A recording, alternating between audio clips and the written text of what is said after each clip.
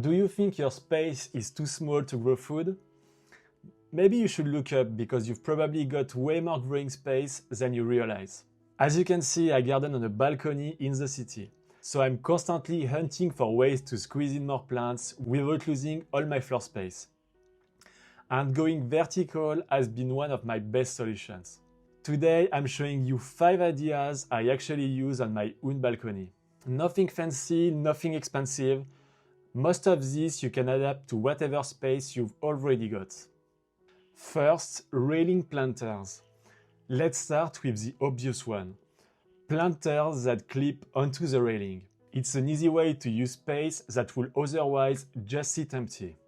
The downside is they are usually pretty shallow, so they are not great for everything.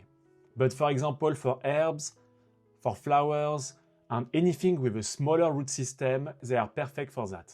Just make sure you've got them attached securely, especially if your balcony catches a lot of wind.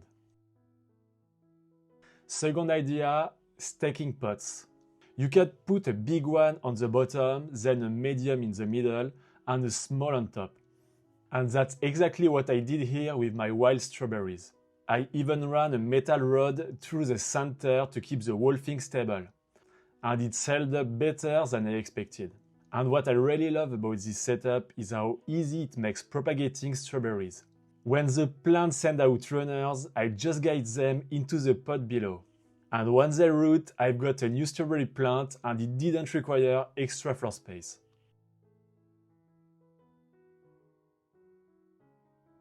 Number 3, a pallet planter. As you can see right next to my stacked pots, I kept the strawberry propagation going on with this wooden pallet mounted on the railing. I had originally planted herbs in it, but they didn't survive the heat wave. So instead of leaving it empty, I moved the strawberry runners in there. The pockets are not very deep, so this is still a bit of an experiment. And I will see how the strawberries do over time. To build it, I stapled wire mesh underneath the pallet, then lined it with fabric. It's similar to what you will find in a grow bag. The liner keeps the soil in place but still lets water drain through. And if you are trying this yourself, just double check the pallet and its fixing can actually hold the weight of wet soils, because it sets up very fast.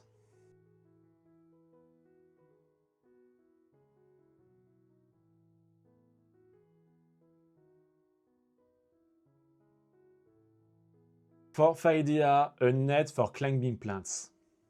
Next up, a garden net or a trellis. You will need somewhere high enough to attach it, but once it's up, it's incredibly useful for climbing fruit and vegetables. Over here, I'm training my watermelon vine across the net. It keeps off the ground and stops it from taking over the rest of the balcony. And on the other side, same kind of net, but for cucumbers and for beans. And you will see the plants don't always climb exactly where you want. So every few days, I gently whip the vines back through the net myself. It puts them in the right direction and keeps things from turning into a total chaos. And as the fruit gets heavier, keep an eye on it, because it might need some extra support. And last idea, and maybe the simplest, a simple string. I just tie a string above my plants and use it to guide or support the stems. It costs almost nothing and it takes up zero floor space. I'm trying it on my grapevine for the first time this year, because it had gotten so dense that opening it up let more light and air actually reach the leaves. And it also stops the stems from flopping over the edge of the balcony. Of course, the heat wave hits the vine pretty hard, but for the first time ever, I've actually got grapes going on it, so I'm thrilled about that.